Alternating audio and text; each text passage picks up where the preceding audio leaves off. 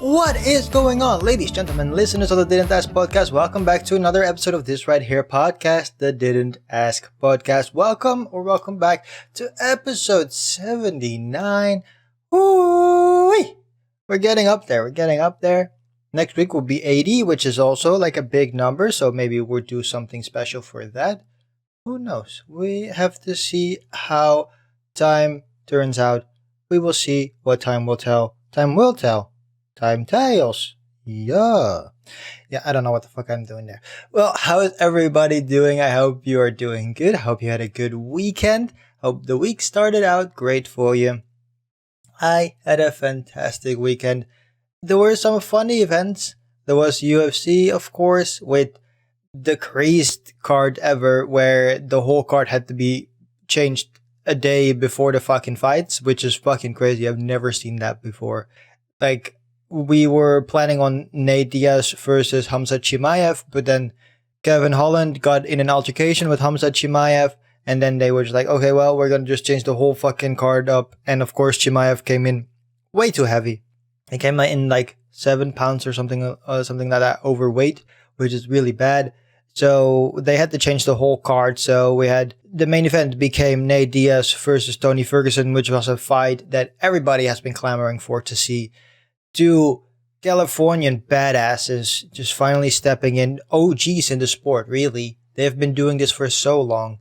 And this was basically the fight that people were asking for Nate as his last fight, because this was the last fight on his contract. He had one fight for a very long time, and Dana White didn't want to let him in the fucking cage for some sort of fucking reason. So now Nate Diaz is free, and there have been rumors that he wants to fight Jake Paul, which is a very interesting move. So we have to see how it's going to turn out with Anderson Silva, of course, because Jake Paul is fighting Anderson Silva, the Spider, next month. I don't know precisely what date it is, but it is next month. I know that for a fact. We're going to see how that works. I would say that Jake has the power, and of course, he has age on his side, right?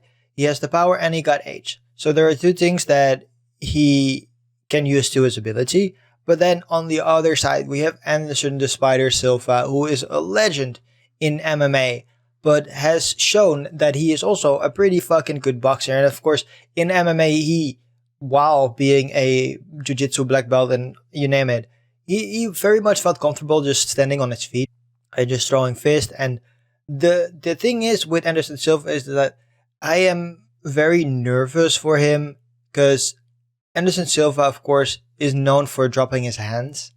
And that is something that I am very nervous about, especially with the power that Jake Paul has shown so far. But this is like the real first test that he's getting, right?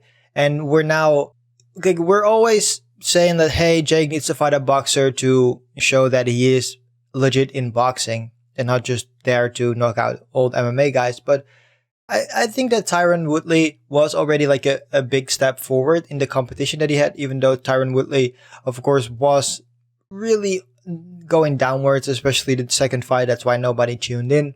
Now we have Anderson Silva stepping in, who, of course, even older than Tyron Woodley is, so theoretically speaking, even further down the hill.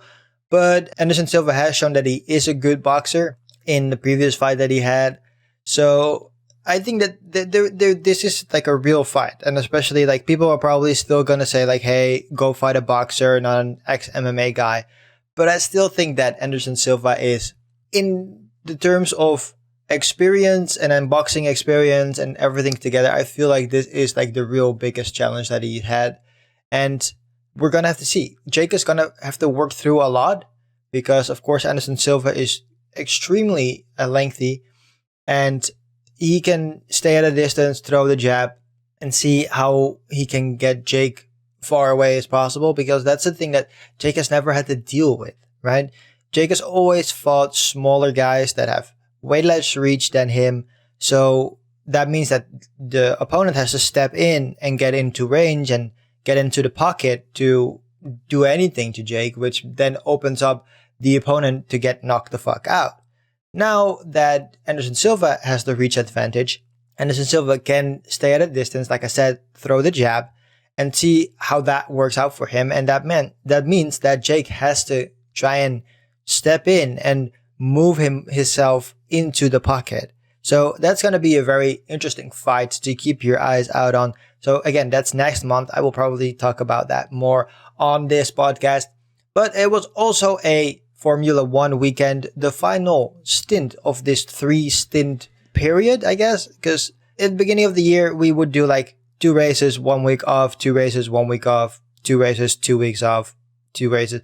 But now we are getting into the heat of things. We're getting to the end of the season. So we're now getting more 3-race stints, which is very fun and very, of course, also very taxing for the drivers. We were in Monza, the northern of Italy, this weekend, and there were many things happening. We had a lot of drivers taking penalties because of new engines or new engine parts, and that meant that the whole grid was being shuffled, and the whole thing is like super fucking weird how those grid punishments and stuff work, where people thought that Max Verstappen was going to end up in like 4th place, but then eventually he turned into 7th and whatever. It was a whole thing.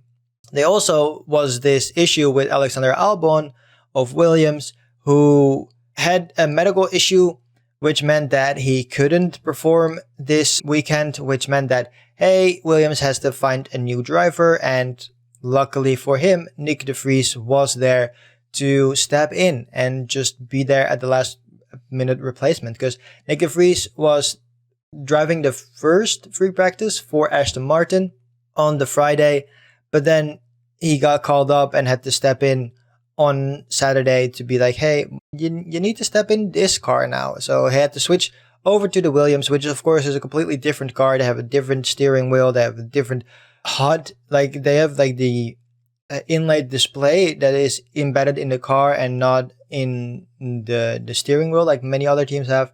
But Nick de Vries did absolutely fantastic.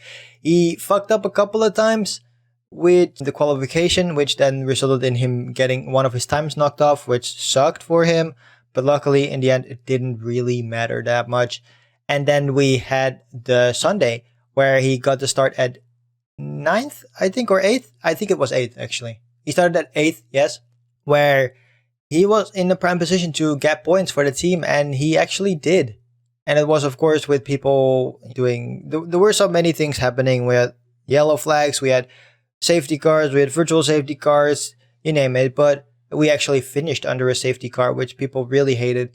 And people are now, again, accusing the FIA of rigging this competition for Max to win. And I totally disagree with that. If you are the FIA, and you know that you're in Ferrari country, you're not going to have Max Verstappen win this fucking race, especially with the amount of points that he's ahead. I would think that, hey, we're just going to, let Leclerc win, or try at least to make Leclerc win. But again, there is something that's going on with Ferrari where their tactics are just not very well. Like they're not fitting correctly. They are losing so much time with certain actions that they're doing, and it's just fucking weird. So yeah, like again, congratulations to Max Verstappen. I believe this was 5 races in a row that he have won, so that is absolutely crazy, especially after getting a couple of races in there that he got penalties for because of motor parts and stuff like that, and he still won. So yeah, there's no ceiling on this guy. He's just gonna make it further and further, and we're getting close to him regaining his title. We're super close because he's like, I think he's 112 points or something like that ahead now, or maybe even more than that, 115. I don't know. But anyways, he is quite a bit ahead of the competition. And that means that there is going to be a certain cutoff point where it doesn't even matter if he is in the race, yes or no. He doesn't even have to finish, because everybody that finishes first will then still be behind him in points. So that's a very, very fun time to be around. We have these 2 weeks off, so we're starting at the end of the month, the 30th, I guess. Yes, that's what it is. We're getting back to the track, so for now we can everybody can rest up a little bit. We regained our composure, and we're gonna start with the podcast. So I hope you had a good weekend. As you could hear, I certainly did. But this is not a podcast where I talk to you about the weekend, even though I've done that for 10 minutes. I'm so sorry. This is a podcast where I dive into the world of Reddit to see what the people asked Reddit and didn't ask me. So let's jump into the first question of the day coming from user Cut Main. And they ask, how will the UK cope with the Queen's passing? So if you have not heard, you've probably been living under a rock. But Queen Elizabeth II of England, or the Great Britain, I guess you can say, has passed away. And it's a very sad time, of course. She did, however, turn 96, I believe. So she has been around for a very long time. She was Queen of England or Great Britain for 70 years because they just celebrated her 70th Jubilee. So that is a real big achievement. And she's one of the longest reigning monarchs in history, I believe. Which, of course, that makes a lot of more sense because our life expectancy is way longer now than it has ever been. But yeah, so she has passed away. Again, it's very sad, but it was a very sudden passing. I feel like there were some indications a couple of months ago that her health wasn't doing as well as people were thinking and saying that it was. And we even saw that when she inducted like the new prime minister or like, whatever, she named the new prime minister, that her hands looked a bit weird and they were like very dark and stuff like that. So people were just like, oh, something is going on. And then all of a sudden she had to be moved to Scotland, and then all the family came to Scotland and everybody was like, well, this is probably going to be it. And sadly it was, but seemingly she didn't really have that many issues. So luckily for her, at least, again, that's how it looks for us. But yeah, going to the question, how will the UK cope with the Queen's passing? I think that it is a very person-to-person thing, of course, because I feel like the anti-monarchy people are gaining ground more and more. I'm at least noticing that in the Netherlands, where we still have a king and queen. And people are just like, hey, we're kind of done with this shit now. And especially now that the kids of the princesses are now getting to an age where they are quote unquote like adults. Things are getting a little bit out of hand, in my opinion, where they're following them around and making pictures how they go to college and stuff like that. And it's kind of fucking weird, you know what I mean? Just leave those kids alone, let them go do whatever the fuck they need to do, because they have a lot of pressure on them as it is.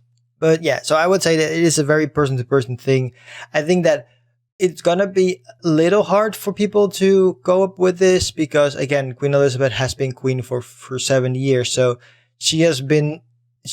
her reign was longer than probably most of the people that, than a large portion of people that lived in the UK during her reign, right? Like, there have been people born and basically died of natural causes in the time that she has been queen, that's 70 years. So I think that it's going to be really hard for people to understand that, hey, the queen is no more. But on the other hand, I think that when you hit the age of 96, I think that there is a certain point where you just go like, well, every day can be the last one. So let's enjoy it as much as we can, even though, of course, she is not related to the common folk. But yeah, I think that going to your question, Copmain, how will the UK cope with the Queen's passing? I think that is very much a person-to-person thing. I think that for the most part, we're going to feel that this is going to be dragged on a little bit, I think, because we already saw today that they have, of course, done the open casket in Scotland and they're now moving that to London so people can say goodbye and whatever, which is a very cool thing that they do as well, I guess, so that people can close this chapter of their life as well. But yeah, I think that her being the queen for 70 years is going to play a big part in this because has not been a monarch anywhere that has been reigning for so long. So there are people that have grown up and are now 80 odd years themselves that have been with her for such a long time and are going to be a little bit devastated by that. I think there are going to be a couple of days of national mourning and stuff like that. But I think in the end, when you're 96, there has to be a time where you're going to expect like, oh, something has to happen. So thank you for your question, Cobmain. Moving on to the second question of today, coming from user slide_wait_7053. And they ask, what are teens today not ready to hear? I think that teens nowadays have experienced it all. Like, we live in a society where people have grown up with internet, like full on fast speeds internet. So they can look up everything, they know everything, at least I think that they know everything. And I feel like everything that has been happening now makes them, in some ways, a little hesitant. Because we, of course, had, especially here in the Netherlands, we had a generation, my generation, that has been fucked over so many fucking times and gets blamed for everything. Where we, of course, had our school allowance, so to speak. We got that revoked, so they were just like, "Hey, we are not gonna give free money out anymore. We can give you a loan, however, so you can loan up to like $50,000, and then you can pay it back whenever you can." And then now, of course, we have inflation going up, and fucking housing market is fucked, so the prices are absolutely insane. So the kids that are growing up now are experiencing this from a different point of view, but are still experiencing this. So I feel like, hey, they probably are better off than we were because we weren't expecting everything that we got. And they are now, again, experiencing it through somebody else's eyes. And now they are prepared for basically anything. So going to your question, slide_wait_7053. What are teens today not ready to hear? And I think that they are pretty much ready for anything. They have seen a generation get fucked into the ground so hard in my generation that I think there is very little that's gonna hold them back for anything. Thank you for your question. Moving on to the third question of today, coming from user TickleTip20, and they ask, would you date a sex worker, a person that does OnlyFans? Why or why not? Personally, I think that doing sex work and doing OnlyFans, okay, wait. I'm gonna have to, even though it's all sex work, I guess, I think I have to divide that because I can definitely not date a sex worker who's actually like a prostitute or somebody that does that. An OnlyFans model, there's gonna be a little bit more nuance, and then the question is like, what is her OnlyFans? Is her OnlyFans just like bikini pics and lingerie pics? Then we might have an argument here. If it's more than that, then the answer would definitely be no. I'm a very jealous person, and I'm just gonna be straight up and saying that. So I'm gonna be very jealous of people basically seeing my girlfriend or exposing herself, I guess you can say. And that's gonna be a real hard pill for me to swallow. And like all the things that she does. Oh. So yeah, I guess the answer would be no. So Tickle tip 20. Would you date a sex worker, a person who does OnlyFans? Why or why not? I think when I really think about it, the answer would be no, because I'm just way too jealous of a person. I'm not very sure of myself. And especially since like I've said many times on this podcast, I've never been in a real relationship. It's going to be real hard for me when I finally get in a relationship for that person to be like, hey, yeah, no, I post nudes on OnlyFans. I'm just going to be like, ooh, I've never experienced a relationship and I wasn't expecting this. So, no.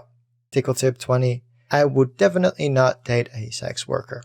Thank you for your question. Moving on to the fourth question of today, coming from user Meet Groundbreaking41. And they ask, straight/bi man of Reddit, do you find twerking attractive? If so, why? If not, why not? This is kind of elaborating on the previous question, I guess, in some way, shape, or form. They're both not safe for work. So I guess you could say yes. I am definitely not really a big fan of twerking. I am and have always been more of a boob person to begin with. So I am not very interested in ass. So seeing that thing just bounce around, it doesn't really do much for me. I think there is a place and time for everything, really. So I can see, I thought that, spoilers for She-Hulk, the twerking post-credit scene was absolutely fucking hilarious. And there was nothing sexual, to me, there was nothing sexual about that. So I thought that was just more funny than anything else. I have seen people twerk real hard, and I'm just like, not really. But I've also seen these videos, allegedly have seen these videos of women who twerk, but they don't really twerk because they just like pop their muscle in their cheek, which then makes it jiggle, and that is fucking cool. I really like that. And again, like I'm saying, there is a time and place for anything, but overall, I would say no, I'm not really that attractive. I don't know. Again, so like to begin with, being an ass person is not really my thing. I think it's on one side kind of weird. I guess it is very like prehistoric Neanderthal of us to think about ass and be like, oh man, she got a big round ass, because that's something that monkeys look at, of course, especially baboons and stuff like that. So I guess that is where that comes from. And of course, people who love boobs, of course, is also like a primal instinct of us, where if you have bigger boobs, that means that you're more fertile and stuff like that. So it is ingrained in us to look at ass and boobs. But yeah, I just don't really think that twerking is anything attractive about that. So going to your question, meet groundbreaking 41 straight/bi man of Reddit. Do you find twerking attractive? If so, why? If not, why not? I would say no. To begin with, I'm not a ass person at all. So to me, that doesn't really do much for me to begin with. And overall, I think that, I don't know, it's just a weird thing where you just go like, oh, she's shaking her ass. Great. Woo. Again, there's a time and place for anything and everything. And I think that, again, if a girl sits on you and she does like the ass cheek popping type thing, that's pretty fucking cool and pretty fucking hot. But like, it really doesn't do much for me for you to shake your ass in my face. It doesn't really do much for me.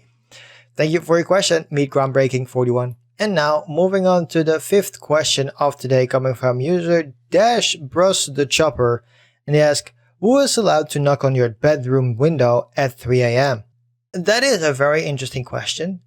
And when I saw this question, I was really thinking about it. And then I was just like, you know what? It's actually not that hard. It's just all the fucking actresses and people I follow on Instagram, right? Like, if Brie Larson knocks on my window at 3 a.m., I would definitely open the fucking window. If fucking Olivia Pearson knocks on my window at 3 a.m., I would definitely open the door. You know what I mean? There are so many people, right, that I find very attractive. And I would love to meet Nicole Williams. Nicole Williams English. Who is now currently pregnant. If she knocks on the window, I will open the door too. You know, fucking Barbie Blank. Open the fucking door. There's so many people. I will open the door. It's just like, why the fuck are you knocking on my window at 3 a.m.? I live in a fucking high-rise. Why the fuck are you knocking on my window, fam? No, like, I think that, yeah. Again, I saw this question, thought it was a difficult one to answer, but then I was just like, no, it definitely isn't. I would fucking open the door for basically anybody. So, going to the question asked by Brush the Chopper, who is allowed to knock on your bedroom window at 3 a.m.? And I would say basically anybody from my Instagram follow list. You're welcome. Knock on my door and on my window, I should say, and we'll see what happens. So thank you for your question, Brush the Chopper. And now moving on to the final question of today, coming from user MIDSO baby name underscore, and that would be AITA baby name underscore. MIDSO for picking the same name for my baby as my brother-in-law's unborn baby. Throwaway account. My 31 female, husband 33 male, and his brother 36 male aren't super close, but we get along well. My brother-in-law is pretty nice overall, and he does seem to be a bit jealous of my husband and just everything we have. But my husband has told me it's always been like this, so it's not really a big deal. I'm currently pregnant with a baby girl, our first baby, and we've been discussing possible names. There's one that we're pretty sure of, and it's not super out there, but I think is pretty unique nowadays, and I really like it. The issue is, this is the name that my brother-in-law and his girlfriend had picked out for their baby 3 years ago. If it was a girl, because they didn't know yet. But the baby unfortunately died. His girlfriend chose the name from her favorite ballet, and I remember she would say that if she ever had a girl, she'd name her that. We were at a family event over the weekend and I mentioned that we had that name in mind. But brother-in-law looked kind of surprised and said that that was the name they'd picked for their daughter. My husband said that we know that, but we just thought it was a really nice name. Brother-in-law started saying if we could reconsider and that there are other names and this one's really special to him. I said we decided on a name and he actually didn't even know if the baby was going to be a girl or a boy. He was upset and kept saying that we should reconsider. I got a little mad and told him that he doesn't own the name and they should be hoping for a healthy baby rather than worrying about names. Brother-in-law dropped it after that, but my sister-in-law, my husband's sister, told me and my husband that we don't care and we're intentionally hurting him. Am I the asshole? So, this was a short and sweet story. I mean, not that sweet, I guess. It's a pretty horrific story. And I think that, yeah, you are very fucking insensitive. I wouldn't say that, yeah, they definitely don't own the name, but when you know that there is a name that has been so synonymous with a certain event happening in the family, I think that it suits you to be like, okay, we're just gonna drop that name, especially after he said like, hey, would you reconsider? Like he seemingly asked very nicely to be like, hey guys, that name means a lot to us and I would appreciate it if you would reconsider and name the kid something else because this was the name of our unborn child. And even though they didn't know if it was a boy or a girl, that doesn't really matter in my opinion because technically the baby was never born to begin with, so it doesn't really matter if it's a boy or a girl. So if they would like to name the fetus that is their right. So I think that, yeah, you are an asshole for, first off, like, even on one side, like, I get that, hey, they don't own the name, but if you're just thinking about this in your right mind, would you like it if you had this happen to you and somebody was like, well, I'm going to call my kid Jason. And then you go like, well, that's the name of our dead baby. And it's just like, well, he never lived. So you should rather think about having a healthy baby than fucking baby names. Like that is such an insensitive fucking thing to say, that they should worry about having a healthy baby rather than worrying about names. That is absolutely fucking outrageous for you to say that, especially after your brother-in-law seemingly asked very nicely for you to reconsider this name because it's his family that went through such a fucking horrific event in their life that they basically picked that name and were just like, hey, this is what we're going to name this event basically. Because it's not, you're naming the baby that, but of course it's more than that. It's like the whole experience leading up to that. So for you to then just take that name and be like, hey, fuck you, we don't care about your feelings, you worry about having a healthy baby, that's fucked up, dude. That's really fucked up. So I would definitely say, yeah, you're the asshole and you should pick a different name because there are many beautiful names out there. I've been having baby names in the back of my head since I was like 13. And especially for me, like I have a really large family with a lot of fucking names. So it's a real minefield to walk because I don't want to name my kid if I ever get one the same as one of my family members. So there's a lot of people to think about. But yeah, like I think that picking this name is very insensitive and sticking with your guns after the person in question said that, hey, I don't like this. This just feels very insensitive. And would you rather reconsider that? And then you sticking with that doesn't suit you. It doesn't look nice on you. So AITA baby name underscore am I asshole for picking the same name for my baby as my brother-in-law's unborn baby? Yes, you are the fucking asshole. And that is going to do it for me for this week. I hope you had a good time listening to this podcast. If you did, please leave a rating on Apple Podcasts or Spotify because both places give you the ability to leave a rating. If you want to know where this podcast can be found, you can go to anchor.fm/didn't-ask-pod. That link will be in the show description. Over here, you can find all the hyperlinks to all your favorite podcast services like Podcast Addict, like Pocket Cast, like Stitcher, like Apple Podcast, like Amazon Podcast, you name it, it's fucking there. If it's not, let me know. You can do that by going to the anchor.fm website. That will be in the show description. and pressing the message button over here, you get the ability to record a voice memo for me, so you can say that this podcast isn't available on your favorite platform, or you can even ask me a personal question yourself. I can then put that clip into the show. So if you don't want your name to be heard, don't say that. If you don't want your voice to be heard as well, you can say that somewhere in the message. I will then just read the question out myself, so I can still give you a personal answer and you can stay anonymous. Well, that's going to do it for me for this week. I'll be back next week. And in the meantime, and in between time, you can go to track.tv. That link will be in the show description as well. Over here, you can see all the TV shows and movies that I'm watching. I currently am watching Cobra Kai, which is back, and it has been fucking fantastic. I'm now at episode 5, I think. I watched the first 4. It's been really fucking good. We're still going strong with Below Deck, and they even announced a new season of Below Deck Adventure, where we're going to the Scandinavian countries, which is going to be very interesting to see. I am watching Stargirl, which is back, and oh my god, it's so fucking fun. Well, so many things to fucking watch. So go to Shrek.tv. Again, link will be in the show description to see all the TV shows and movies that I'm watching. That's going to do it for me for now. I hope to see you back next week. Thanks for listening, and goodbye.